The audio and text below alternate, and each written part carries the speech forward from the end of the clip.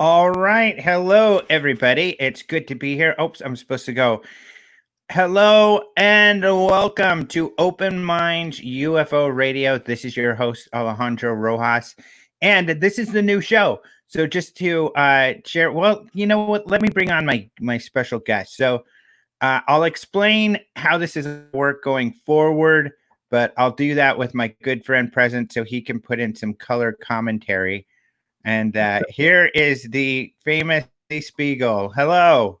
Well, hello there. And you mentioned color commentary. I realize that I've been in the sun a little bit, and the color of my face makes me look like I'm living on the sun normally.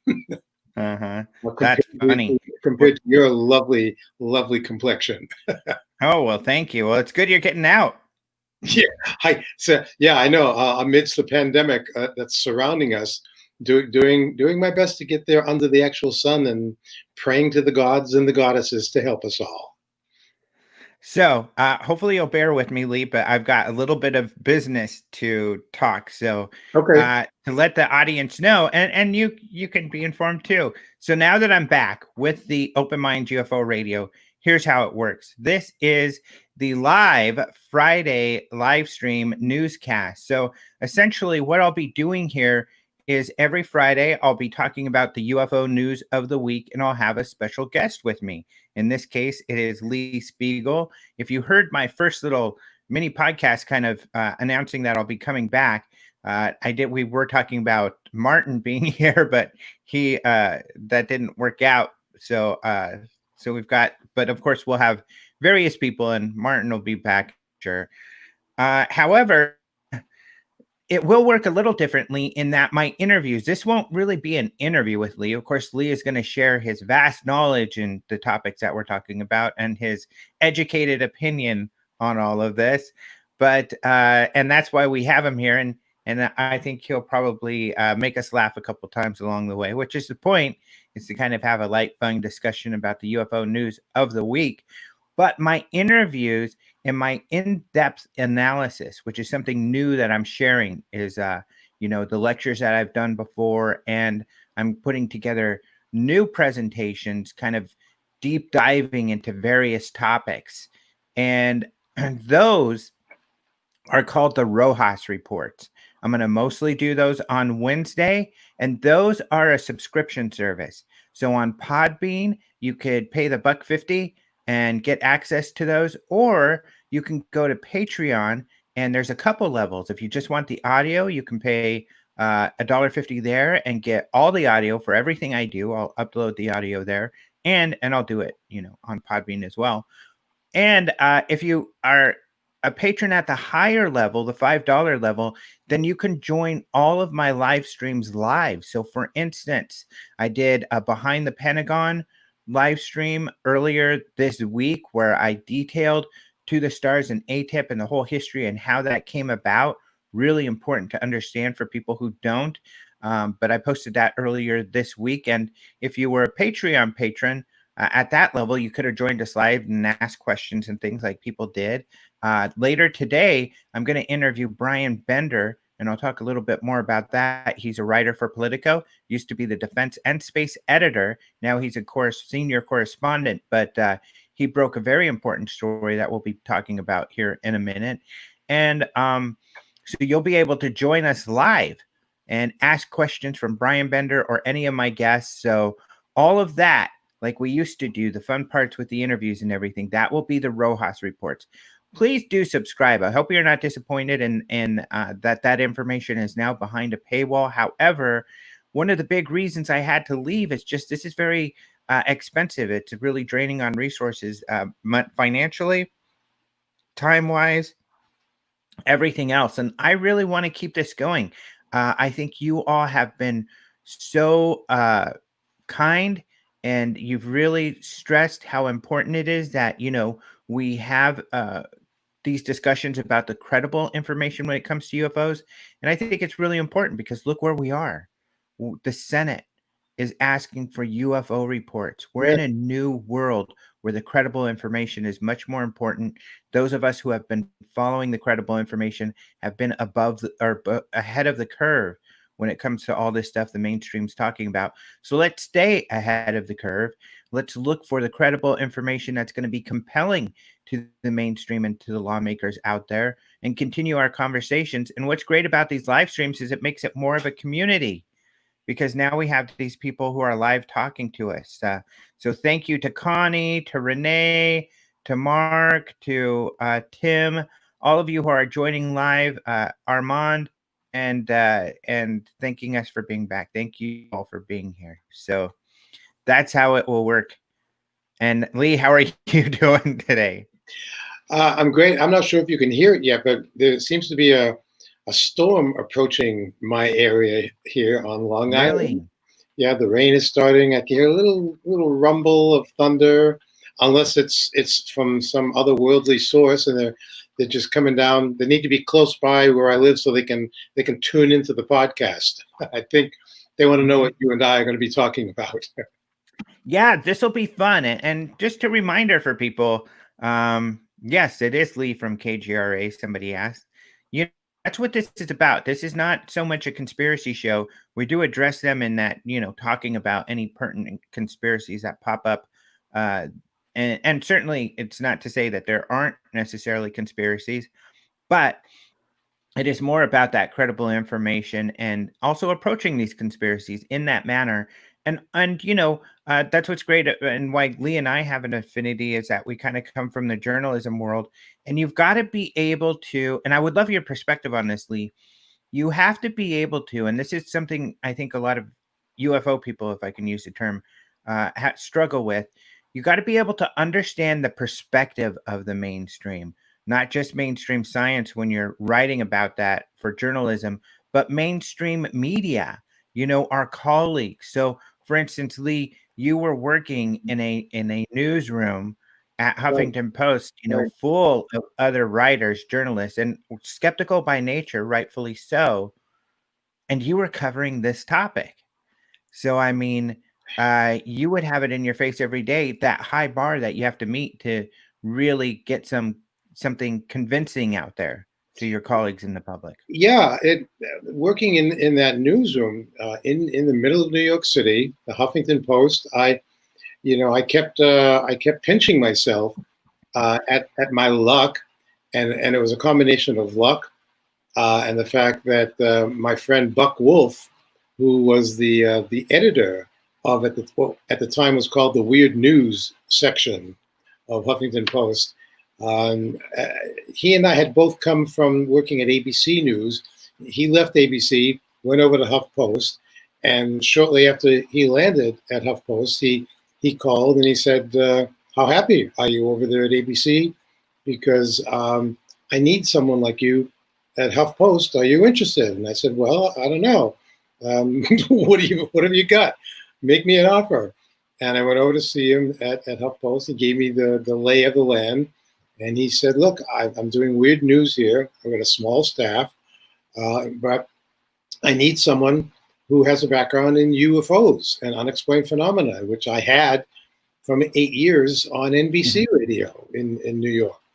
And he said, "If you're interested, it'll be the kind of situation here where you won't have to run past any story ideas unless you really feel like it's necessary before you put something together. And I'll be your editor." And I said, "Well, I can't ask for a better situation than that." And so I spent 7 years at HuffPost as the only feature writer there, dealing with not just UFOs, but the whole range of the paranormal. And as often as I could, I wrote stories that went across the boundaries of the overlapping worlds of science and the paranormal.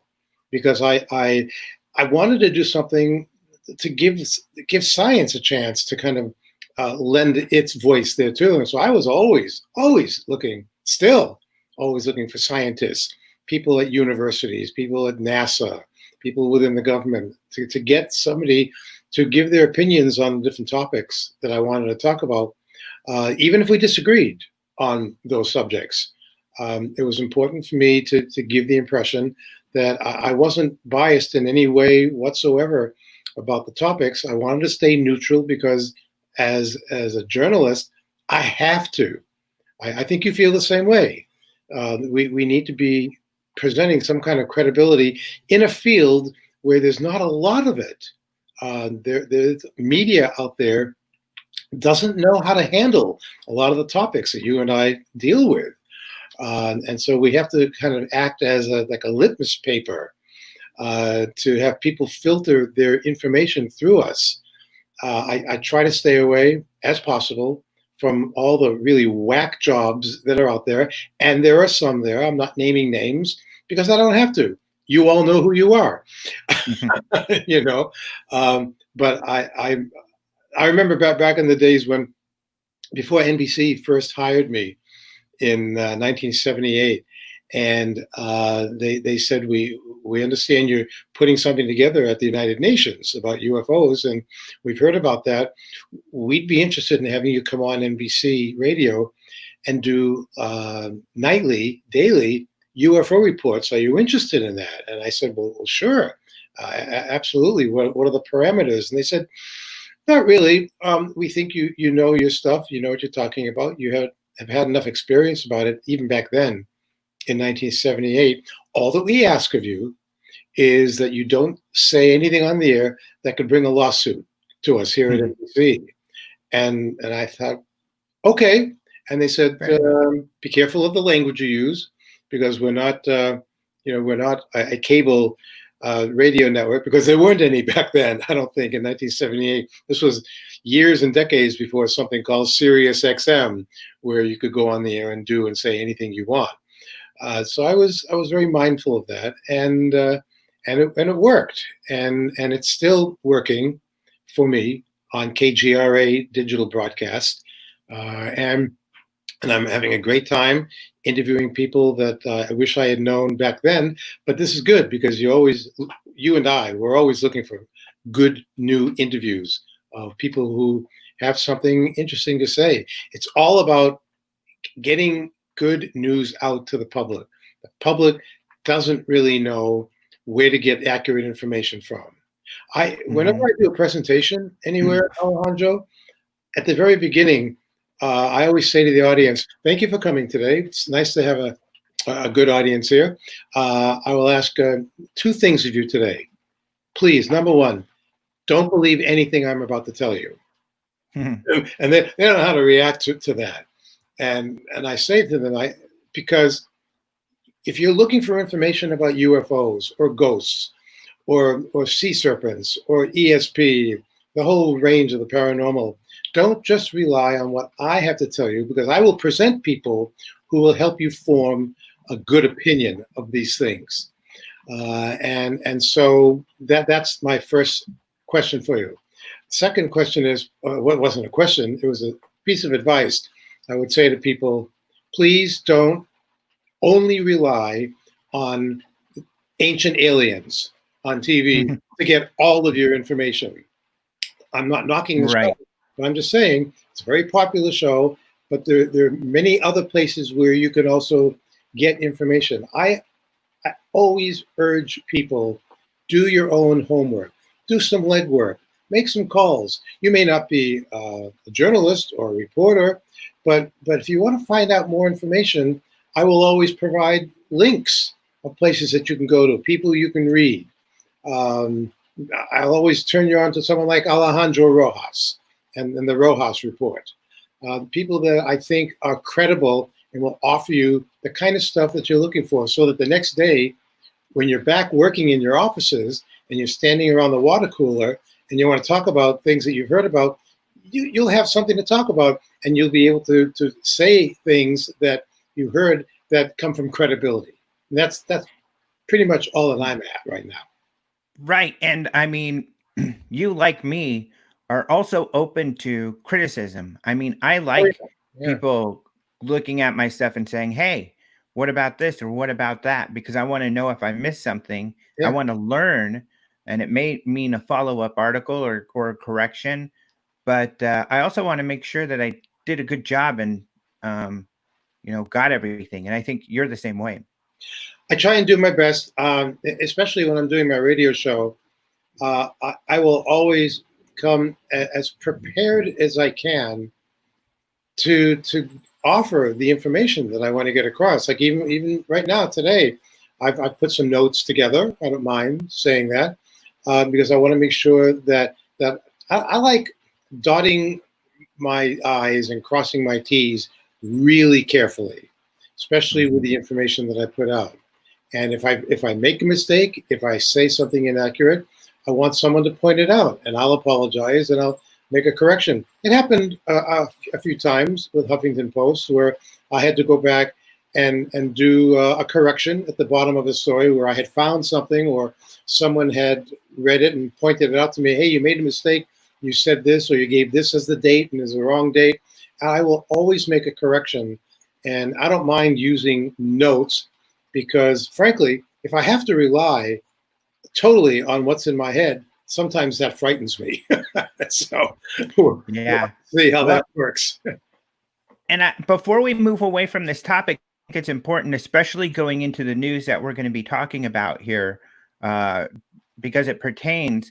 It's one of the reasons I guess I have a lot of media or journalism people on, like I'm interviewing Byron Bender later today, because we kind of come from a similar world, and that like these topics we're talking about. And it's my intention, and I know people don't believe this of all media, but it is true of much more media than you may realize. Right. It's my intention when I get a hot tip on something to thoroughly examine it and research it. And my duty is to the truth and sharing credible, valid information to the public. That's my duty, beyond whether or not what my friends say, what other people say. That's kind of a thing now. Well, so-and-so said this and so-and-so said that. Well, I respect those people, but it doesn't mean they're always right. I'm not always right. Nobody's always right.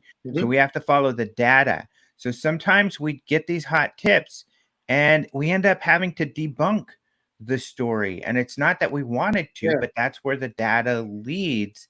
And at least I think with us who are more friendly to it, and it is a difference. If you're a mainstream journalist and you want substantiated information, and if you get a hot tip and you follow that thread and it leads to something interesting, you want to print that. However, that's not typically what happens. Typically what happens is, unfortunately, you find there were information, or people misunderstood something, or something broke down along the lines and the story was not handed to you correct. So you got to write the correct story.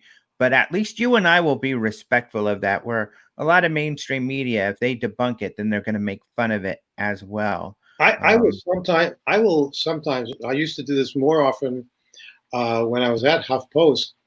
I would criticize and I would get on a grandstand or bandstand, and I would criticize a lot of international media that they just don't. You can tell, first of all, there's a lot of sloppy writing out there. They don't care whether or not they're getting even their grammar correct. They're not even doing correctly formatted sentences, and they don't seem to care a lot about the facts. And they'll make things up, or they'll just make certain things up. It's like you and I, we have this problem with a lot of stories. I hate stories when they'll come up with any reason to use the word aliens in a headline, right? Or extraterrestrial. It must have been aliens seen over Montana. Citizens are stunned by extraterrestrial visits. Well, you can't say things like that. And I'm not saying it wasn't aliens, it wasn't extraterrestrials, but boy, what do you think the chances are that an extraterrestrial is just going to hang out above a baseball game, for example, and cause problems? You did something years ago, if I recall, involving a baseball game and a vehicle that was seen by people in the stands. Do you remember that? Yeah, and that was a UFO hoax. Yeah. But it was perpetrated somewhat innocently by a marketing department. They were marketing, I forget what they were even marketing at this time. I know what they were marketing. It was in Canada. It was for a new planetarium. Oh, that's right. And they had someone actually build what looked like a flying saucer, circular with lights around it, and they even they did test flights of it. And on the day in question or the night in question, they sent this thing off, and they sent it over to a nearby baseball stadium, I believe. And during the game, they had this thing rise up from behind center field or somewhere, so everybody in the stadium saw this thing, and it created a big ruckus. Now, mind you, it didn't have words around the bottom of it saying, "Hi, I'm representing the new planetarium. Come see us." No, Mhm. it was nothing like that. But still, and I believe I gave you credit. You were the media guy who set this straight and who really did the work on it with your integrity, and I always applauded you for that. Well, and we played into their hands somewhat because their idea was to try to get articles out there. So when I hunted that down and wrote about it, then you wrote about it. So it Right? did get them a bunch of publicity, which is exactly what they wanted. Yeah. And in a way, I feel a bit conflicted because they were hoaxing, but at the same time, it was somewhat clever and their planetarium or looked really cool. Yeah, and I was happy to write the story. They even provided us with pictures of what the thing looked like when it was being built, and they did like a comparison of it kind of on the ground, and then a comparison of that of when it was over the stadium, so you could actually see that somebody on Earth made this, but for a good reason. But at least they didn't try to perpetrate it as a hoax the way some people have through history, through the UFO history, where they've actually been hoaxers on a variety of stories, claiming that they were visited and in some cases taken for rides on ships. And again, I don't want people out there to think, oh, Spiegel's just now he's putting down the experiencer, the contactee, the abduction UFO stories. No, I'm not doing that. All I'm saying is that we've got to be careful how we report these things so that everybody comes off looking really good and credible. And there's no place in what I do, no place for ridicule. I will never ridicule anyone in any stories and any shows that I do, because what's the point? Nobody benefits from that at all. And people's lives have been ruined because of the ridicule factor. And that simply has to go away forever. Mhm. All right. So, and one last question, actually, Yeah, this is kind of turning into an interview, but I want to get your perspective on this because it's a brand new world. I mean, I'm going to be interviewing, I keep bringing him up, Brian Bender, because I right. think he's just such an important figure in this because he writes for Politico. I mean, it's a very Yeah, credible publication that typically covers what's going on in Washington, D.C. And because of that, they have to be very careful about credibility and the whole ridicule factor. yeah, So it's pretty, I think, uh, notable that this senior correspondent for them has tackled the UFO topic. And over the last few years, he's had quite a few of the big scoops regarding Washington and their interest in UFOs. And then there's others like Tyler Rogaway, uh, who writes for the Roar Zone, that is also breaking great news. Of course, George Knapp is a mainstream journalist who's always been writing about yeah, all this and continues to. But you also have Fox News jumping into the mix with lots of interviews with the TTSA people. So we're in this new world where now, you're not one of the few kind of mainstream journalists out there trying to get the word out. There's more of them. How do you feel about that? I'm happy about that. I don't want to stand out as the only one out there reporting on this stuff in a credible way. No, I welcome everybody who wants to do that. That's the whole Mhm. point. And I always look at Politico, the political magazine, for stories here, because those are stories that I can rely on, so that I can quote from them. And I did this just on my own radio show last night. I will always give credit where credit is due. And you talk about Politico and Brian Bender, and this story. If I can start jumping into this right now. No, let's not jump into Oh, that yet. So okay. let's hold that for a second. But I want to just touch on one more topic because we had a question out Sure, here sure. in the chat. regarding all this. Bim Jim, he says, journalists could have their articles proofread by a scientist. I have done proofreading for lawyers. And I do want to address that because that's an issue. In fact, I was in a meeting with a bunch of Nobel laureate scientists, and this is just a conference room where we discussed a lot of this. In fact, you can go look on, I think it was 3M that sponsored it. And if you find the video, you can see me defending journalists with these scientists because it is kind of difficult. First of all, Lee and I have both had it where editors give us headlines that we don't like. We don't really feel represent our stories. But second of all, with its scientists, it's very hard because they're really in the weeds with the information. As a journalist writing on a science topic, typically I've got to take this extremely complicated issue, try to figure out how to explain it to the general population in 1,000 words or sometimes less. And that's a really difficult. So there are times where I have had a scientist look over an article. And if I trust that they can kind of understand what I'm trying to do here. But the problem is with scientists, you're never going to get it right because they're essentially wanting to get details in there. And you're kind of like, well, I get what you're doing, but nobody's going to get what you're saying. That's just too complicated. So it can be hard to balance that. And scientists get really frustrated with the whole working with journalists. When I was writing for 7 years at HuffPost, I didn't always read material that would come from scientists or scientific journals or universities. I would read papers that had been written or other media sources had written about for stories, and I would rewrite it so that I felt that it would be palatable for my readership. I didn't always feel like I had to send a finished story to a scientist who was involved in the story just to get their impressions. Because you never know when a scientist or anyone is going to have the time to read your stuff and to give you their comments or their critique or their corrections. They're very busy. They're right. Scientists or they're university teachers. They don't have the time to start reading a lot of things that other people have written about them. Basically, they're hoping that any stories written about them will be accurate. And so it's my responsibility. It was my responsibility to do it as accurately as possible and to make it as understandable to the readers as possible, because scientists will use phrases and terms and names and things that I wouldn't understand. And I would always have to rely on my dictionary or my thesaurus to figure out what the hell they were saying.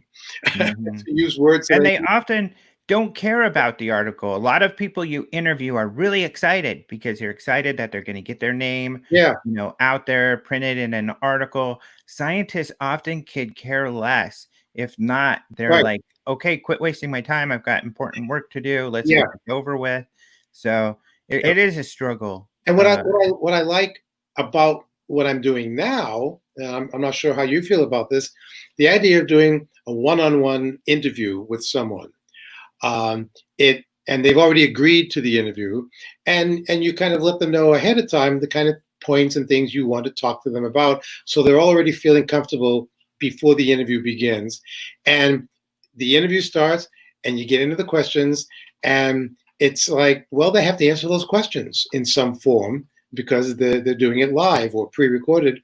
And if as the interviewer, if I don't think that they're answering my question, I'm always aware, and I'm always having a dialogue with myself while I'm having a dialogue with them, and basically saying, is this person answering my question? If not, I have to gently bring them back and ask them, instead of saying, hey, but you're not answering my question. What's up? Right.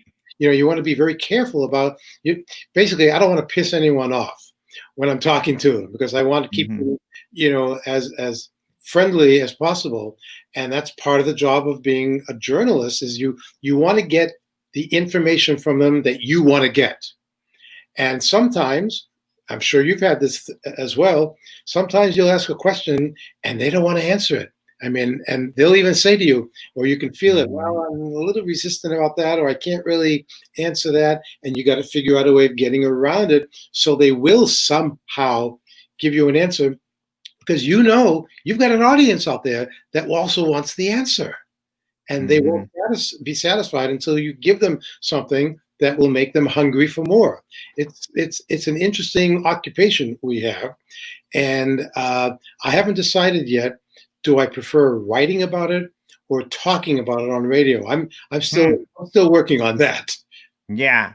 All right. Well, let's get into the news. Just one more kind of behind the scenes. It's kind of cool. It's just Sure. staring me in the face right now, Okay. and I have not shared this with the audience yet. Which is that this was really cool. I met Sean Cahill about a year ago at Comic-Con because I invited them to our Den of Geek party, and Lee Speigel was there. And some of you may remember we posted an interview with Sean Cahill and Lou Elizondo from that party about a year ago that you could see on YouTube. But Sean Cahill gave me this. So Lou Elizondo, his office is less than a mile away, the To the Stars office. In fact, yesterday I was riding my bike out, because that's where I ride my bike. Yeah. Either, it's one of my bike rides. And so I took a selfie that I put on Instagram of me in front of the To the Stars store because it's been all locked down. But, and then I talked to you in FaceTime and you got to join me on my ride there. But this was really neat. Sean Cahill gave me this. So Lou Elizondo in his office has a bunch of these coins. They're called like challenge coins, or what's the other word? Do you remember? But in the military, you get these for awards and stuff. Oh yeah, I don't remember, and it's really gorgeous. I love the flags. Yeah. But this is amazing, and this is one of the most important things to me. So they're a real honor when you get them. And Lou Elizondo has a row of them on his desk over here at To the Stars. I've got one, so I've got it right here on my desk. But this, if you can see, is from the Princeton. So Sean Cahill, when he saw the UFOs from the Princeton at the famous Nimitz event, he had two of these in his. He had one in each pocket, and this is one of them. And he just said he felt that, because of the great work I do, that I needed to have this. And I'm just so extremely flattered, and I keep it right here on my desk, and it reminds me to keep on keeping on. What you don't keep it in your pocket when you're out there riding your bike? I don't want to lose it. So I keep it right here on the desk to look at me when I do this. So that's a little inside info. So thank you so much, Sean. I mean, I got emotional when you gave that to me, and it was at that Comic-Con thing, and it was surprising. It was the first time we ever met face to face, so it was really cool. Very cool. But anyway, let's move to the news. So the big news, and I don't know that there's really another story out there, to be honest, but this is a big story, and is that the Senate Intelligence Committee, in their bill for essentially the intelligence spending bill, they have included a request for UFO or UAP information, and they want a report. But this report, and this is headed by Marco Rubio, this report is not just asking for, a report from the Navy. And I'm going to get into some of the background here real quick. But it's asking for an exhaustive search for all of the summaries from essentially all of the different agencies that are looking into UAP. This is really interesting because they actually name the Unidentified Aerial Phenomena Task Force under the ONI, the Office of Naval Intelligence. That's really interesting because this appears to be, and we don't have this completely official, but people like Chris Mellon, who works for To the Stars and also worked for the Senate Intelligence Committee during the Bush era, where it was his job to essentially get Black Project and SAP information for the Senate Intelligence Committee when they requested it, and also, provide reports on all of those Black projects.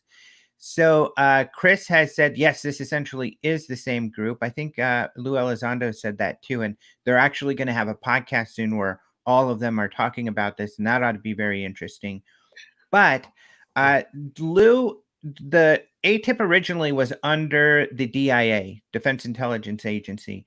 Then when Lou took it over, kind of, and it turned into the UFO thing, all of this, which I reviewed on my Rojas report from Wednesday. But when Lou took it over, Lou Elizondo worked for the OSD, the Office of the Secretary of Defense, so he moved it over there. Now we get this thing coming out that's saying the Office of Naval Intelligence, the ONI, is oversight for this project. So apparently, at least from what I've heard from people in the know, such as Tim McMillan, who's been talking to some of the people involved, that ONI has essentially kind of taken over, even though it's still kind of housed in the OSD, and it's a multi-agency thing. So Roger Gassel, a UFO researcher who's been doing lots of FOIAs and has also been in communication with the press people at the Department of Defense, he got them to admit that, you know, these UAP investigations do still continue, and it is a multi-agency kind of cooperative thing.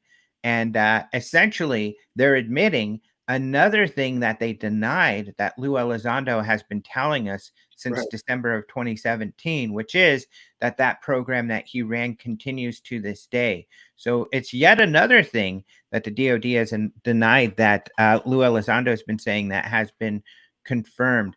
So it's gotten so much momentum.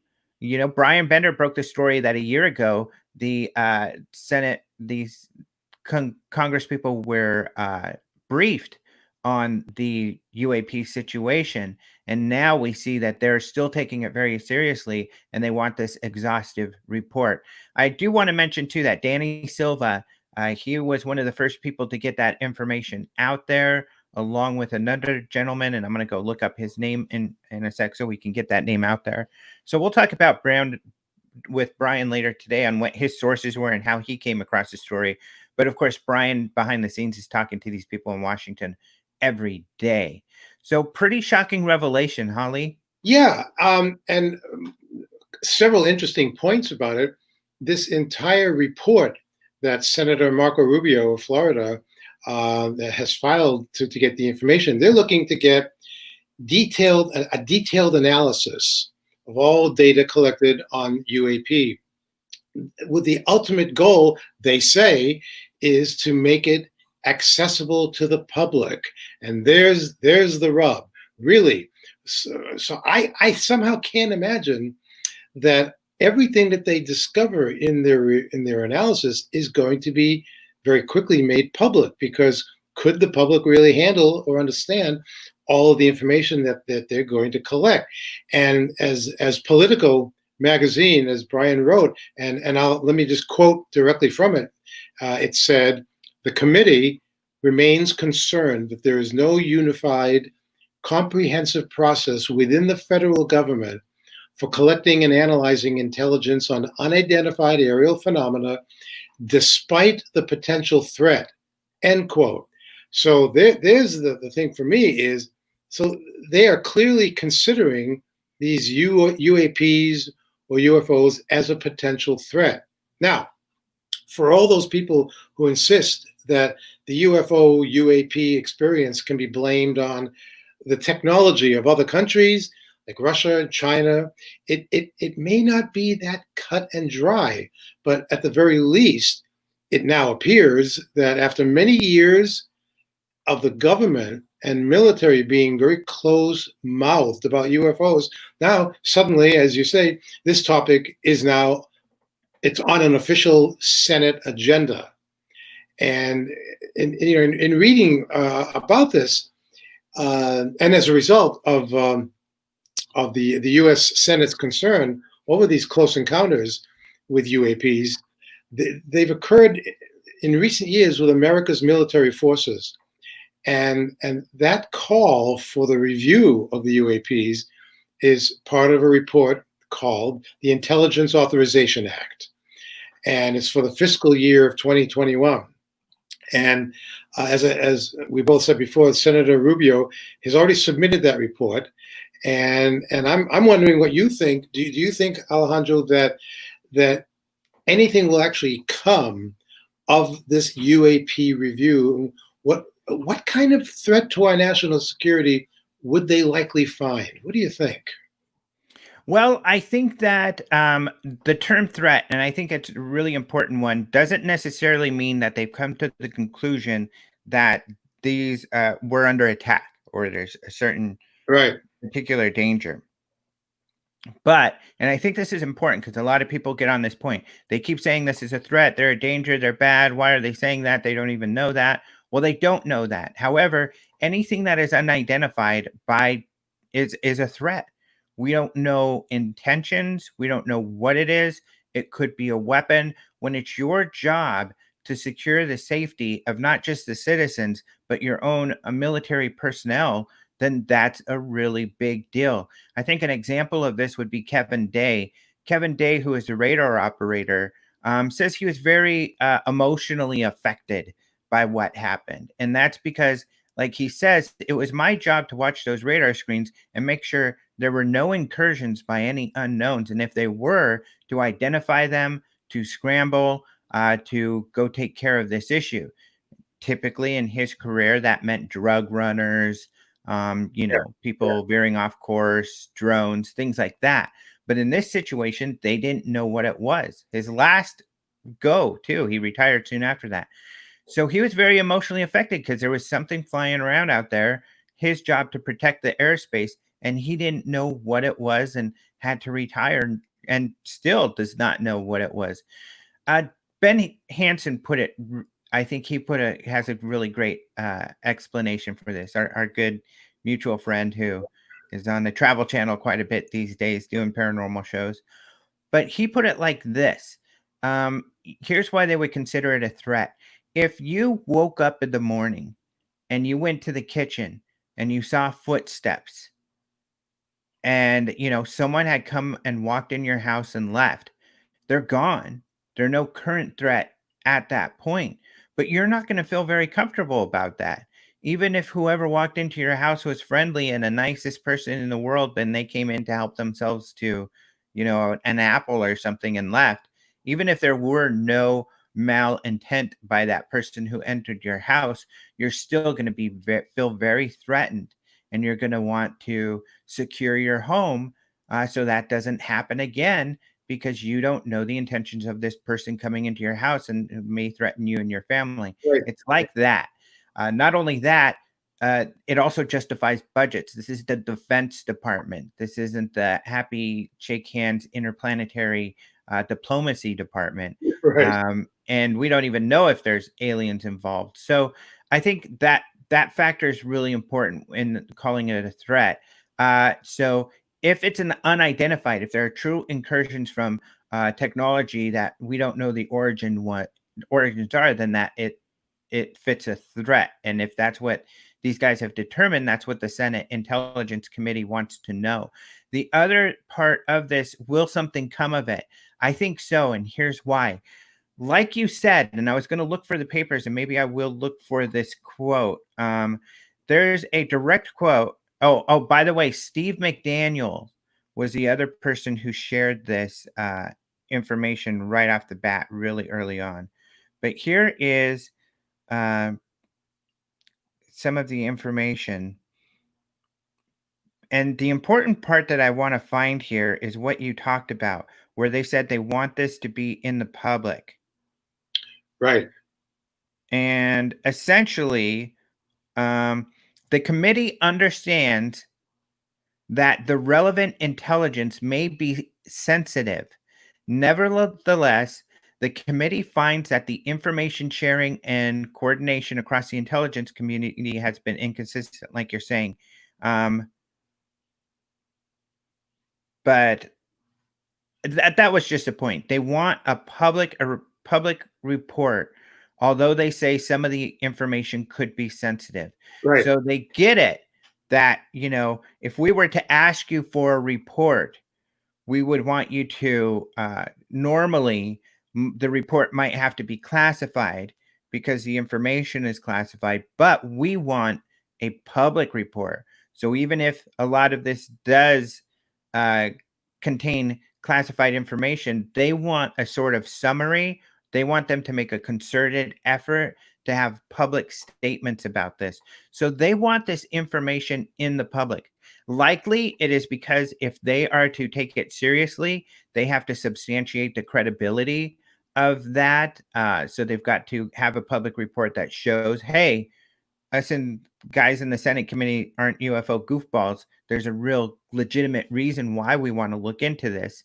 So that's really important. And it also indicates, I think, a lot of momentum, because this isn't the first one to go ask for this sort of information. John McCain did. Right. There was another representative in the House, and I forget his name. It was Warner or Walker. Somebody told me I had those names mixed up, and I think it was Warner. Another story that Brian Bender broke, and I'll have to update. But regardless, there are other politicians that have been asking for this information. So I think even if this fails, even if for some reason this gets removed from the bill, that there's enough momentum that people like Marco Rubio and other people in Congress, I'm hearing this from the To the Stars guys and from Brian Bender, that there's enough people that want to know that I think that they're going to get that information one way or another. This is one attempt to get it, but they'll try others if this doesn't work. And, I'm a great believer in looking at things historically and not forgetting certain things that have already taken place, that have been said, that have been written about. And every time, every time I hear the phrase national security, certain little bells go off in my head. Where have I heard that phrase before related to UFOs? And the first one that comes to mind is, gee, do we all remember back in 1969? That was the year that the United States Air Force's Project Blue Book ended after decades of investigating more than 12,000 UFO sightings and reports. 69 is when it ended. And it issued, as part of its deletion of Project Blue Book from the public, it issued a statement. And part of that statement read, quote, "No UFO report, see, I want to get this right. See, just like I said before, quote, no UFO reported, investigated, and evaluated by the Air Force was ever an indication of threat to our national security," end quote. Now, you see, they keep saying that, they keep harping upon that, but now we know that was just not true. In fact, on my program last night, I had retired Air Force Captain Robert Salas, and I read that quote to him on the air, and I said, so Captain, was that a true statement that the Air Force wrote in '69? He said, no, it was all a lie. And we now know for sure that national security does come into play here. Anything that involves any objects that are in the skies above our country, any country, anywhere, that are flying around with impunity and can go anywhere they want, whenever they want, that's considered something to do with national security, especially if we don't know what their purpose is, what their intention is. And I'm not talking about just encounters with Air Force or Navy pilots. What about all the encounters between commercial airline pilots who've had weird things happen to them while they were flying from one location to another, and that they saw things from the cockpit, and on many occasions, passengers also saw similar things. And yet we know now pilots aren't supposed to talk about this. There's an organization called NARCAP that was created by Dr. Richard Haynes, former NASA scientist, specifically for pilots who want to report strange occurrences that happen to them, but they're not allowed to talk about it from the commercial airline companies, so they can report anonymously through NARCAP and Dr. Haynes' site. And through his help, I've been able to, perhaps you have too, been able to interview some pilots who said, yeah, these things are out there. When they approach you, you don't know what to do. You don't have a lot of time to make snap decisions, especially if you've got passengers and you're like responsible for their lives, their safety. And the airlines would rather we not talk about it. I mean, imagine, Alejandro, what airline company is going to make any kind of an announcement and say, well, folks, yes, we understand that some of our pilots have been reporting certain things. There doesn't seem to be any aggressive behavior toward them by these unknown objects. So we think that it's still okay to fly the friendly skies. We'll keep you informed about what's going on. But they never keep anybody informed. They just won't talk about it because, hey, would it be good for business? Probably not. Well, and I think that's the key there. I think you've got a great point. In the Chicago OHare incident, for example, in 2008, it happened. People very credible sighting with lots of witnesses happened over a United Airlines gate.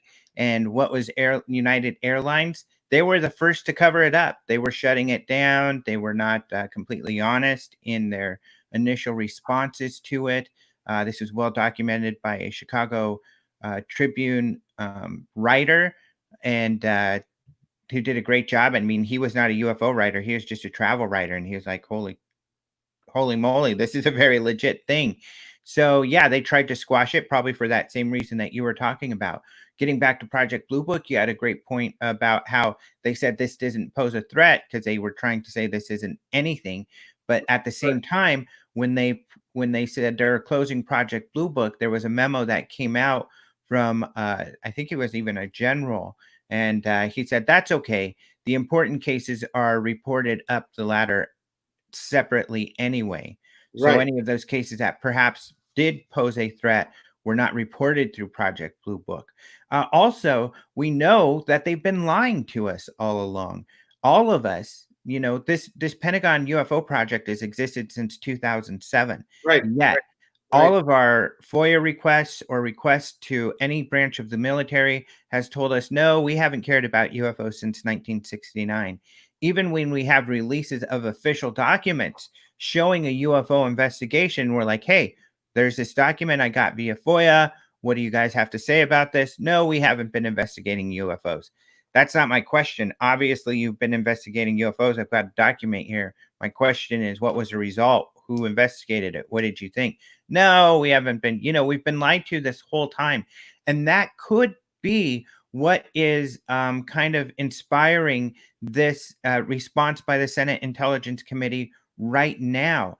Lou Elizondo said he came out because he was trying to get this information up the ladder. He knew General Mattis, the Secretary of Defense. He worked for him, but his people would not let Lou bring any UFO stuff to him.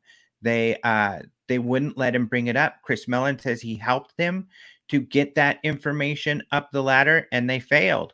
So they decided to go elsewhere, kind of do an end run and go to the media. And Elizondo resigned. They got their story out in the New York Times, and now it's resulted in this. And so Chris Mellon has said there is an attitude in the Senate Intelligence Committee that, hey, why didn't you guys ever tell us about this? You're supposed to brief us on everything you guys are doing. Why did you not brief us on this? Now we want answers, which vindicates Elizondo because they said, that's what Elizondo's goal was. He said he believed they wanted this information, and he was right. And so they could be looking back at the history and saying, look, the Air Force has been lying to us all along. They've been saying there's nothing to this. Now, all of a sudden, we're finding out through the New York Times that wasn't true at all, that they have been very concerned or they have been looking into this. And now the Senate's like, now we want answers. And they may even address that. Why have you been lying to the public for so long? It's about time. And can I bring up another little item that was in the news that's related? Oh, yeah, definitely. Okay, last week, President Trump, President Trump was interviewed by his son, Donald Trump Jr. It was a Father's Day themed chat. And near the end of it, Donald Jr. asked his dad if he might ever disclose information about the 1947 reported UFO crash near Roswell, New Mexico. Donald Jr. said, quote, "Before you leave office, would you let us know if there's aliens? Would you ever open up Roswell and let us know what's really going on out there?" End quote. To which the president responded, quote, So many people ask me that question. It sounds like a cute question, but actually, there are millions and millions of people that want to go there, that want to see it. I won't talk to you about what I know about it, but it's very interesting. Roswell's a very interesting place with a lot of people that would like to know what's going on. Okay, end quote. Then when Don Jr. asked if his father is saying that he may declassify it, President Trump simply said, quote, "I'll have to think about that one," right? And as he said that, I was watching, he looked off camera to his right as if to get some kind of confirmation from someone who was sitting there. And that's how the interview ended, as it was reported by NBC News. Now, I'm not going to sit here and offer any kind of speculation as to what the president meant when he said that Roswell is a very interesting place, or that he wouldn't tell his son what he knows about Roswell, other than it's very interesting. And when Don Jr. pressed his father about declassifying the Roswell information before he leaves office, whenever that will be, when the president said that he'll have to think about it, what kind of a tease was that? And who was it directed to? Only to his son, or to anyone watching the interview who's interested in the subject of UFOs, aliens, Roswell? The other thing that I want to say about this is that while I watched the exchange between father and son, it made me think of the story that I wrote for the HuffPost back in 2016, when presidential hopeful Hillary Clinton dropped by the Jimmy Kimmel Live TV show. And they discussed, among other things, UFOs.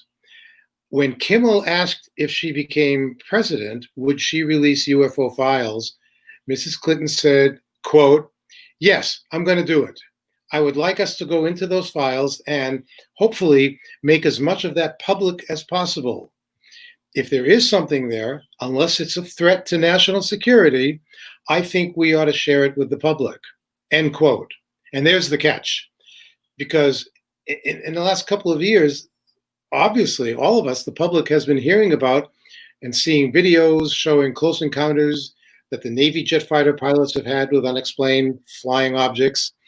Part of the documentation that's come out about these events includes officials declaring that some of the UAP encounters could very well indicate a threat to our national security. So, in the end, Mrs. Clinton would probably not have released sensitive UFO files if she had won the election. And now President Trump will most likely not do that either because of the national security implications. But one final thing about that I realized, in both cases, Mrs. Clinton and President Trump, both of them were very aware of the millions of citizens out there who want to know more about UFOs. Even President Trump said millions and millions of people want to know.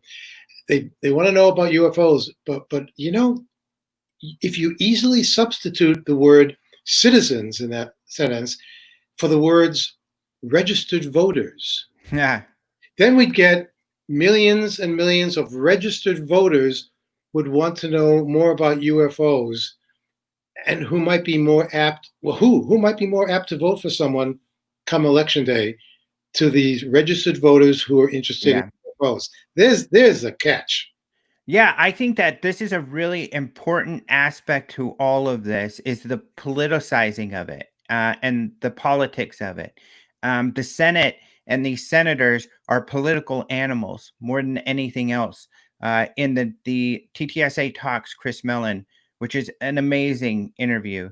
I really think people should listen to that. Tom DeLonge interviewing Chris Mellon.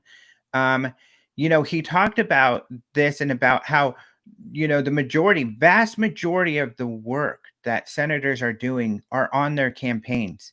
They've got to work on getting reelected, and that unfortunately that takes up most of their time rather than actually being able to run the country. And even at some of these briefings, you know, they're not able to pay much attention or do much about what's going on. So I think that's an important aspect, but I agree with you 100%. My take on what the president said there is that he's playing from the John Podesta, the playbook. And I know I plugged this, but I think it's fair because I'm very proud of it.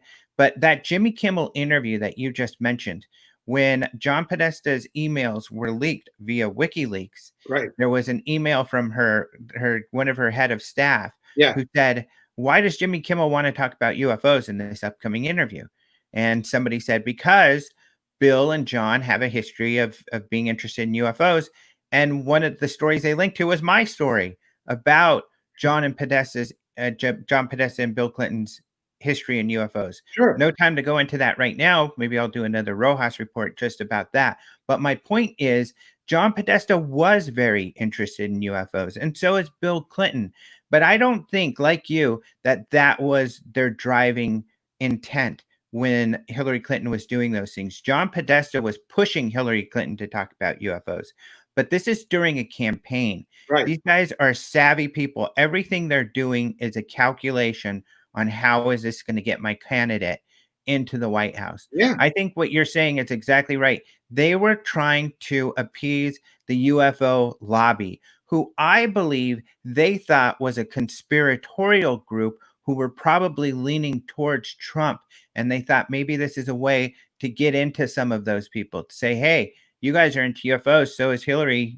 She's got a whole history of UFO investigation. So you guys should vote for her. I really see this Trump thing as a play on the same thing. Hint some UFO stuff so we can get these UFO guys on board with our campaign.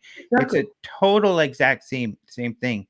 In fact, here's a great question somebody asked, and I think it's a very fair question, because what about the politics of this announcement? What's going to happen there? I think it's a great point. There's a guy on the internet, Adam Kehoe, who is people should watch. He's writing Medium articles. He's great. And he did an analysis, and he said, watch out, guys, because here's what's going to happen, because this is what happens in politics. And he's exactly right, that there's going to be some delineations here. Whatever happens with this UFO thing, there's going to be finger pointing. This was your fault. And there's also going to be people trying to take credit. Look what I did. Like a Marco Rubio saying, look what I did. Or maybe even the president saying, look, during my administration, we asked for UFO questions. So this person asked G. Harlequin, funny how the Senate hearing is being initiated during the next election campaign. Do you think it's an attempt by Donald Trump to gain the UFO vote? I don't think so. We're going to ask Brian Bender about this. I'll leave that up because that's the topic. I'm going to ask Brian Bender about this when I interview him in about an hour. But I think Marco Rubio, from what I understand, from what I've heard in the background, has a real genuine interest. I think that the Senate Intelligence Committee got this briefing and they really are like, why didn't we know about this? We need to know about this. I know there's got to be some political thought to it, because there always is. Number one thought, how is this going to affect my electability? And that could be why Marco Rubio is really pushing for the public end to this, so he can justify why he's doing this, so he doesn't take a hit when it comes to his voters. But You're right. Top of mind is going to be who are the registered voters that are into UFOs, and who are the ones who will not vote for me because I'm asking about UFOs. I know, and on it goes, right? Yeah. Yeah. On a kind of a related topic, they're all related. A few weeks ago, I spoke with former Air Force Colonel Charles Halt on my radio show, and he's very vocal in his criticisms of how the military handles UFO cases. Specifically, he suggests that the government, and perhaps other nations as well, are part of a UFO cover-up that involves a secret agency that's really overseeing all UFO-related things. That he says it's an agency that receives classified information from the so-called three-letter organizations like CIA, FBI, DOD, NSA, etc., and that they don't know what the other agencies are gathering and passing on to this alleged super secret place. In fact, Captain Salas on my show last night refers to this as a cabal. It's not just an agency, it's a cabal. And this whole thing, it's like is it a science fiction movie? No, this is reality, because really, who's pulling the strings? Not just in our government. We can't forget this is an international issue. And so if we assume that all the leaders of all the nations know that there are strange objects operating in their skies, not just in America, then everyone must be concerned to some degree, on some level. And so is it the United Nations that they're doing this under? Perhaps not. Colonel Hall thinks no, it's above national boundaries. It's another organization that's gathering this. And again, I'm still wondering, and I still ask the same question of this cabal: who's in charge? Who's the leader of this so-called cabal? And nobody has an answer to that. But boy, it's a chilling thought, I think. I think so too. I just don't believe in a cabal. I don't think it's a realistic idea. I think that all of these people are too disconnected. If there were a cabal, by trying to control something like this with all of these disparate, different organizations scattered across the world, you would be exposing yourself. Mm. And if you wanted to remain secret, you couldn't do that. So I don't really buy that. I do believe that there could be disinformation. There's got to be disinformation campaigns going on.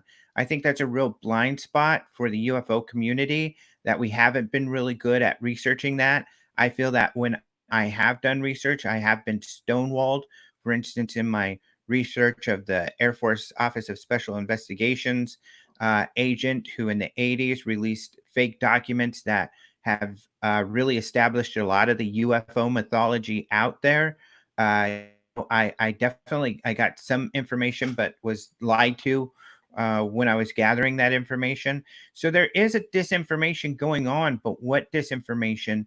And it would make sense that it would be, I think, a tool that would be used by some people. So I think that's another area that we're going to need to get into, especially if we have more access. And I think that would be a great question, and it could be something on the mind of the Senate committee. Why have you been lying to the public about this topic? And what have these lies been? Have there been disinformation campaigns against U.S. citizens, which is not something they're supposed to do regarding this topic? Even if it's innocent, even if it's, well, innocent in the way that we don't believe there's UFOs, but we wanted people to believe there were UFOs. I mean, in this document that revealed Area 51, it's a history of Area 51. There are U2 engineers who have said in there that they were happy with people believing that U2s were UFOs because the project was secret and they didn't want people to know. So they encouraged that. Nick Pope admitted to you that they had employed what he called spin and dirty tricks in the UK to throw the media off the trail. So this sort of thing has been going on, but to what degree, I think, is really important to know. So I don't think there's a central cabal, but I do think there are a lot of various departments. There's Chile, who's doing great work. They have gone so far, and I don't think any other country's done this, to get a lot of officials together to determine we don't think these things are malevolent in any way. They think that they're observing.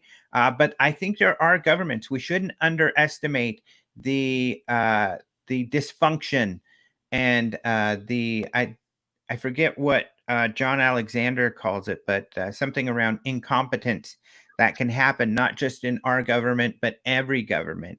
Right. And there could be governments that are hiding their head in the sand. They just don't want to deal with the topic. Whereas there are others who are probably being very proactive about the topic. So it probably goes across the gamut there. It's all great stuff. It's up to date. It seems like when you and I get together like this, we never have a lack for, gee, what just happened this week or last week or in the last couple of weeks. There's always something, and it would be nice, really, finally, if it does lead down some trail where the public is a beneficiary of all this investigation and information. And I've always been interested in and a proponent of disclosure. I'm not convinced that ultimate UFO disclosure will happen in my lifetime. I think it would be great. I don't know if the public really can handle all of it. If it's all thrown out at us at once, maybe it really has to come out little by little so people get acclimated to the idea that we're being visited by someone, something. I don't care who it is, where they come from, how they get here. I don't care. I'm satisfied after all these years of studying it. I'm satisfied that Earth is being visited by something, and I think it's a wonderful thing. They don't seem to be here to eat us. I don't think that that's the problem. I don't think that they're here to take us over, as in an H.G. Wells War of the Worlds scenario. But I do believe that there is something going on, and I'll continue to report on it, as I'm sure you will, because it's the kind of thing that we can't get away. We just can't walk away from this, and we want people to know the truth, whatever piece of that truth there is. Yeah, I'm commenting here. I think another point, because a lot of people are jumping in on the disinfo thing, and I think it's important because we don't really thoroughly investigate this possibility and what might be disinformation. And someone just made a point here too, is that I won't name names, kind of, but essentially that perhaps someone involved with To the Stars is a disinformationist. I don't know that I would go that far because I know these guys, and I don't know. It's possible. Anything's possible. But I think it would be very likely that they would be targets of disinformation. I personally, for instance, especially lately, feel that some of the information and or beliefs, and I've got to say beliefs because these are things that are unproven, that have been shared by some of those guys, is very dubious. I respect all of them so much, but like I said before, anybody could get things wrong. So Yeah. why are they talking about these really dubious things? And it could be that they themselves are victims of disinformation. I think that would be very likely.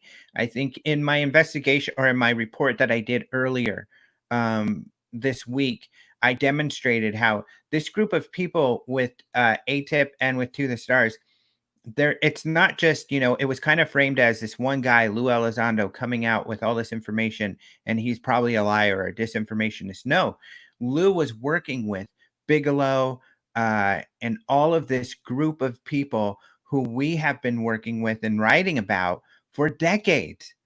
This is a group of people who have been working on researching the paranormal and trying to do official projects with the government to research or to develop these sort of paranormal programs with some success at times. But they've been doing this for decades. So if there were disinformation campaigns along the way, they would be the perfect targets. They would be the people you would go after. And it's entirely possible that they've fallen for some of these disinformation tricks. I Sure. think that's something that we have to keep in mind. I think that we get targeted.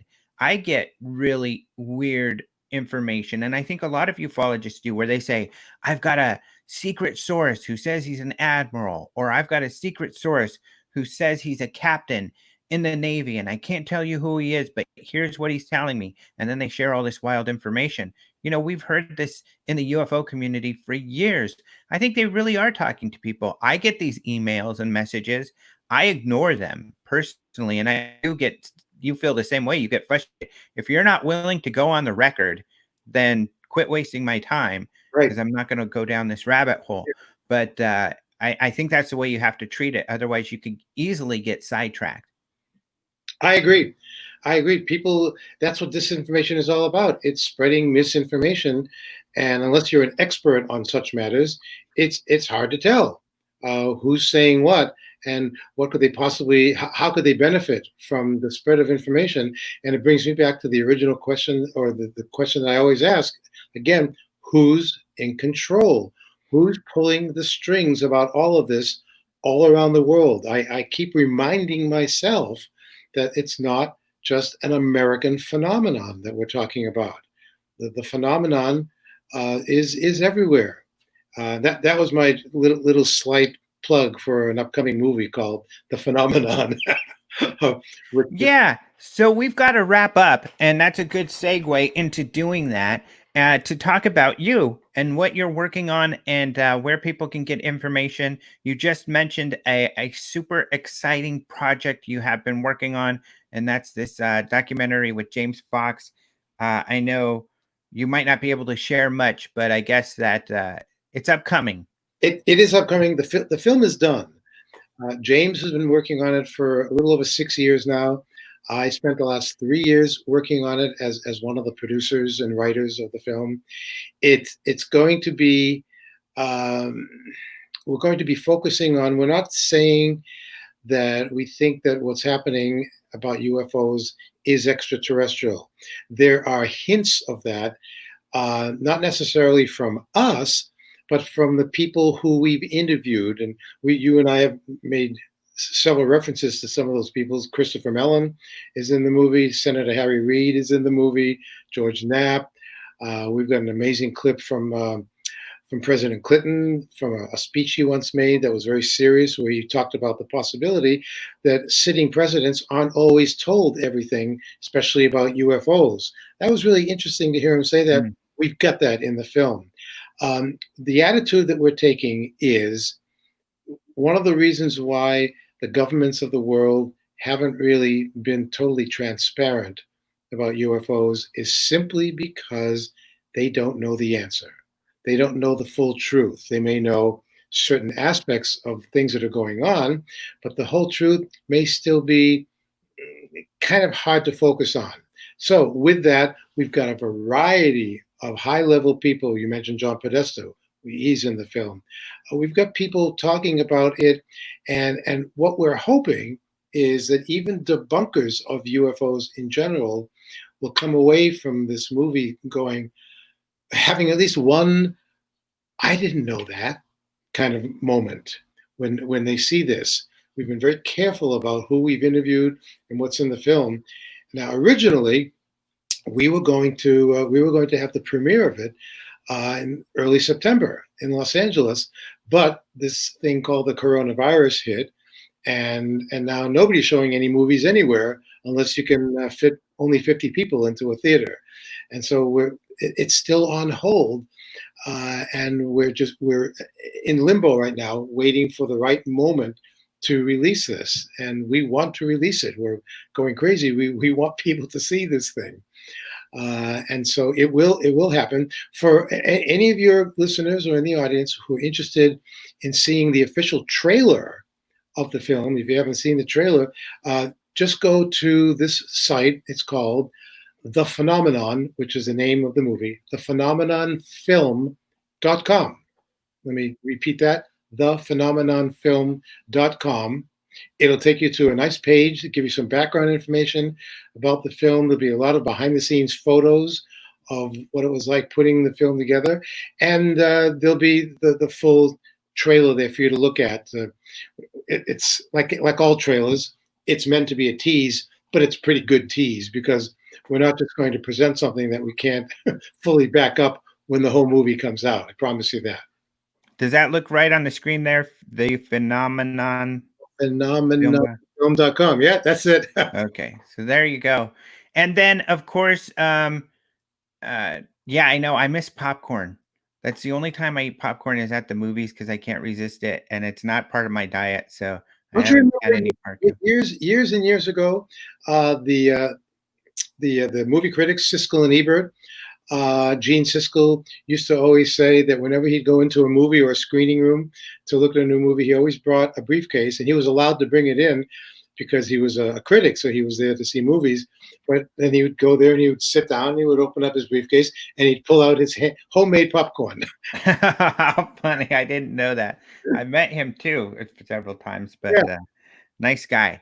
And then otherwise, you are also doing your podcast on KGRA. KGRA, it's on Thursday nights between 8 p.m. and 10 p.m. Eastern time, wherever you happen to be. And if you happen to miss it, the live broadcast, then the next day on the archives. The actual podcast version of it is available for free, and so it's out there.